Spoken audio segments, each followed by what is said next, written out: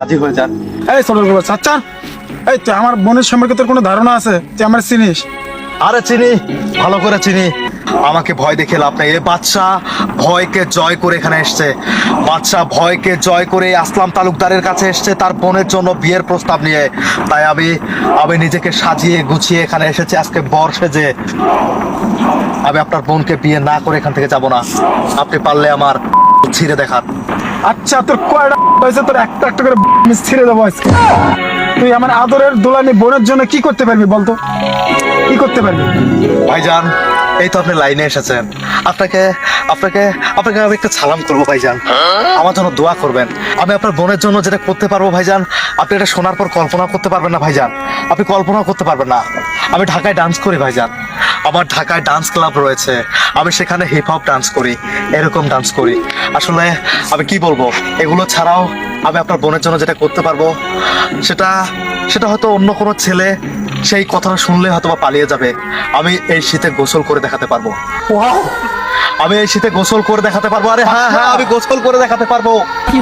এই শীতে আমি একটা কথা অহংকার করে বলতে পারি যে আমি 3 মাস পর পর গোসল করি। যেখানে যেখানে যেখানে সবাই প্রায় 6 মাস ধরে গোসল করে না, কেউ কেউ 1 বছর ধরে গোসল করে না। আরে আমি আমি সেখানে গোসল করি 1 মাস পর পর। হ্যাঁ ভাইজান, বাচ্চা, আমি আপনাকে আজকে আমি- কথা দিলাম। আমি তোমার প্রতি মুগ্ধ হয়েছি বাচ্চা। আমি আমি এইরকম একটা ছেলে খুঁজছিলাম আমার বোনের জন্য। ভাইজান,